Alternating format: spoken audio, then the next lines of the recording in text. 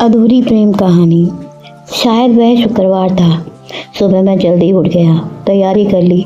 पिताजी के लिए और मेरे लिए एक ही वक्त माँ लंच बॉक्स बनाती थी। मेरी जल्दी उठने का कारण पूछने पर ऑफिस का नाम बताया। आज मुझे उसे मिलना जो था। ज़्यादा वक्त जाया किए बिना मैं घर से निकल गया। बस की बजाय मैंने ऑटो से जाना पसंद किया। 20-25 मिनट में ही टाइपराइटिंग कमर्शियल इंस्टीट्यूट में पहुंच गया। सुबह की 8:30 बजने में और 5 मिनट बाकी थे और वह बाहर आई। साथी सहेलियों को उसने बाय किया। उसके चेहरे पर जो घबराहट साफ नजर आ रही थी। मैं कुछ कदम चला, फिर उसने साथ दिया। थोड़ी दूर जाकर एक कोने पर मैंने अपने चाहत का इजहार किया। उसने भी चाहत में हामी भरी। फिर उस दिन शाम को उसने फ़ोन किया। 1998 में मोबाइल नहीं थे, ना ही उसका कोई नंबर मेरे पास था। बस उसका मुँह बोला भाई था भरत। मेरे लिए तो उससे मिलना जितना मुश्किल था उतना ही आसान था। अब मैं अपना लंच जल्दी लेने लगा। फिर वॉशरूम जाने के बहाने हम लोग 5 मिनट के लिए सही रोज़ मिलने लगे। नज़दीकी कुछ इंडस्ट्री में वह काम करती थी। आप इसे प्यार कह सकते हो या नहीं ये मुझे नहीं पता, लेकिन वह प्यार भरा एहसास ज़िंदगी बना देता है। उसकी सहेलियों को ये बात पता चली। कहीं घूमने का प्रोग्राम बनाना था तो जुहू बीच जाने का बात हुआ। उस दिन हम लोग खूब घूमे, ढेर सारी बातें हुई, मौज मस्ती।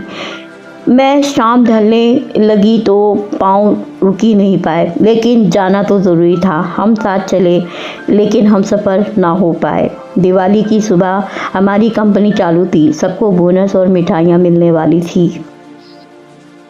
नए कपड़े पहनकर मैं भी ऑफिस पहुंचा। दीपा की छुट्टी थी। मौका पाकर एक मिठाई काजू कतली मैंने उसे खिलाई। वह दिन अच्छा चला गया। हम ऑफिस से निकल ही रहे थे कि फ़ोन की रिंग बजी। मैंने फ़ोन उठाया। बड़ी दर्द भरी आवाज़ में उसने कल की मुलाकात की तारीख तय की। उसकी परेशानी उसकी बातों से मेरे दिल तक पहुंच रही थी। आज हवा का रुख बदला बदला नज़र आ रहा था। कल के फ़ोन कॉल को लेकर मैं रात भर ठीक से सो भी नहीं पाया। इसके कारण सर चढ़ा हुआ था। आज ट्यूशन नहीं था। कुछ ही देर में वह आई। फिर हम एक होटल में चाय पीने बैठ गए। हम फिर नहीं मिलेंगे, घर पर पता चल गया है।